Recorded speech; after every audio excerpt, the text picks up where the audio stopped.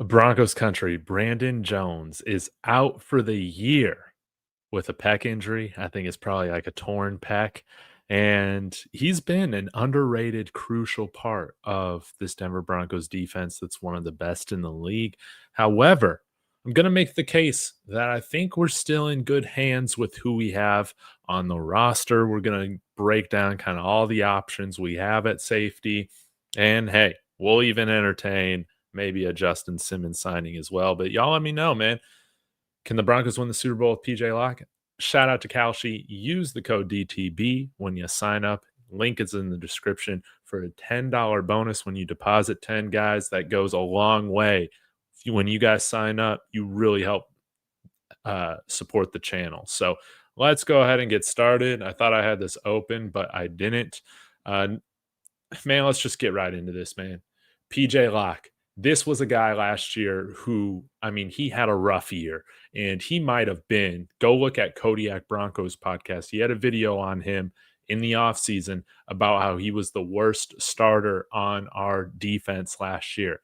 And hey, that was like, in addition, talking about like Justin Simmons, guys like that. But PJ Locke, he was playing with like a broken back last year, turns out. And you can see when he had that spinal injury or that fracture there in his back, I mean, you could see his play just really dropped off like halfway through the season or so, or maybe even like a third of the way into the season. And he was a liability for us. And that was a little strange because when you go back to 2023 with him filling in for like Kareem Jackson, maybe Justin Simmons missed a little bit of time. I can't remember, but yeah, I thought PJ played really well. 49 total tackles, only 8 missed on the season. Did he also have an interception? Yeah, he did have an interception going back to 2023.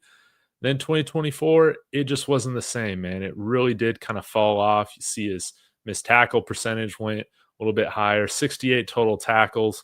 He did have 2 pass breakups, but no interceptions. And Brandon Jones has been playing definitely at like a Pro Bowl, in my opinion, Pro Bowl / fringe all pro type of level this year. But PJ Locke filling in for Brandon Jones after he went down with that injury against the Packers. And he put up some like one of the best games of his career from like a PFF grade perspective. When you go look at it, you can see, I mean, 71.7 grade in coverage, 78.1 overall defensive grade on 32 snaps. And he was covering everybody. We can go look at some of the coverage stats as well. But with Brandon Jones like missing time and probably going to be out the rest of the year, which is what they're expecting, I think that we're going to get adequate play here from PJ Locke. I think he's ready. His whole back is healed. He had that spinal fusion surgery. He's going to be okay. I think the Denver Broncos are going to be okay. And yeah, give me PJ Locke. As long as he's had a healthy back, a healthy spine, he hasn't been like a liability for this defense. Okay. And I think that's what was so surprising with his play last year. And then we came to understand it. Yeah, he was playing with a broken back, just like Bo Nix, except might have been even worse because he had to get a spinal fusion. I think he's the first guy in the NFL to play with a spinal fusion, if I remember correctly. But we are going to miss Brandon Jones, no doubt about it. Him and Talanoa Hufanga have been fantastic. He does have an interception and touchdown, or he ain't giving up a touchdown on the year, but an interception for that matter. That's great. But let's go ahead and look at like some of the coverage stuff. Go look at the game. We can take a look at the coverage matchups, man. So let's take a look down here. Got PJ Locke versus Luke Musgrave. He was locking him up. That might have been just about it. So, but man, he was covering deep. He was I still felt like he was all over the field, I guess, even though he didn't like a tackle. And shout out to Andy NFL, who said in my Discord that he played a really, really, really good game. And you can go see that on the NFL Plus All 22 as well. But I think that he he's next in line, and I think that's okay. I think that we've also heard some ideas about maybe Jahdae Barron slotting in and playing safety. This would be interesting. I would love to see more Jahdae Barron on the field. We just, I mean, 15 snaps this past week. You would like to see more, but our secondary is absolutely stacked. They've only logged him playing 4 snaps right now at free safety, and I think when he was at Texas, he did, like, play a little bit more safety, but, he was pretty much a slot guy, if I remember his last year here at Texas. Let me go ahead and see. So 12 snaps at safety, 105 in the slot, and then, yeah, 500 at outside corner. I think he can play outside too. I would like to see more of that as well, but I think that that might be a little bit out of the question to see him kind of transition into an NFL starter at safety for just a position that he hasn't played much. PJ Locke, he's now a veteran. It's cool. We're discussing both Texas Longhorns in this video. Um, I wouldn't mind seeing Jahdae Barron learn some safety though. So maybe I'll see some time. And then, of course, you talked about maybe bringing back Justin Simmons. Now, it seems like Sean Payton just isn't a fan of Justin Simmons. Maybe it's because he was like our big leader when we were just losing a bunch of games. Like, that's never great. I wouldn't necessarily see him as a distraction if we were to sign him to the practice squad or anything like that, because, Justin's a good guy. But yeah, he's not a me type of guy. But, I mean, he wasn't as good, this past year with Atlanta, and Atlanta chose not to bring him back. I mean, his missed tackle percentage skyrocketed up after the Broncos released him ahead of the 2024 season to 19.8% missed tackles. That's unacceptable. Now I know Atlanta is a lot worse of a defense than what he's played on at Denver, but usually, I mean, when you hit age 32 or so, it's not always great, but I do think that you could see some bounce back from Justin Simmons. I think so, playing on this defense. I mean, he would know where to be at. I don't see any hurt in signing him to the practice squad. I just don't. But I don't think it's going to happen, man. I just, for whatever reason, I don't think it's a move that Sean Payton does. Even though I'd love to see Justin Simmons actually play for the Broncos in a playoff game, that might just be in another universe, in another timeline. Maybe Justin Simmons gets that done. But yeah, maybe you sign him to the practice squad as like insurance. But right now, PJ Locke is right in the middle of his prime. It's time to go. It's time to play the best football of your career. He graded out very well in coverage. And honestly, both in run and in the pass rush. How about that? I'm ready to see what he can do. Yes, he did have a pass breakup yesterday on Luke Musgrave, or rather on Sunday. So, yeah, y'all let me know your thoughts in the comments. Please be sure to smash that like and subscribe, and I'll say hello.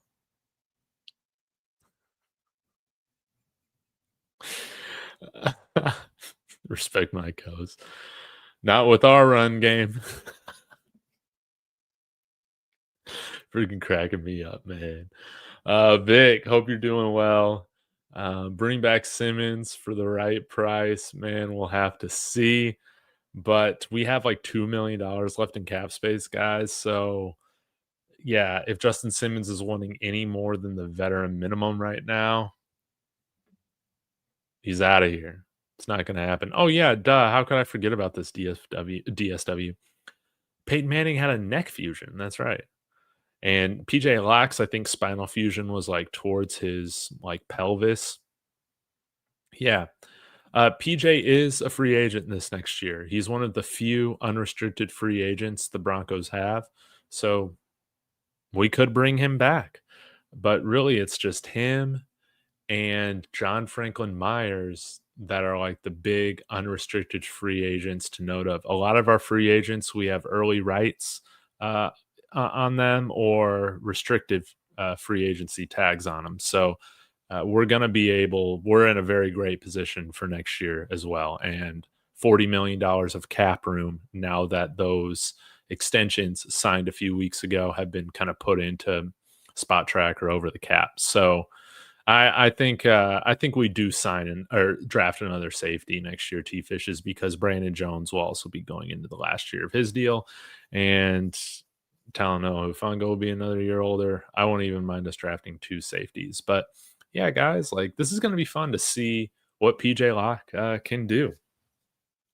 I mean, we were all really big fan of PJ Locke going into the 2024 season.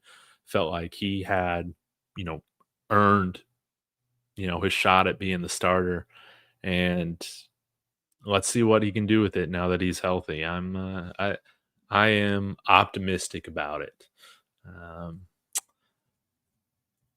hold on really quick. Gonna pull this up because dude, we also got to talk about Kalshi, man. Let me know if you guys got like any early on like score predictions for Jacksonville and Denver. Oops. I think I might have clicked on the long pro football qualifiers. Nah, man, we're not looking at that.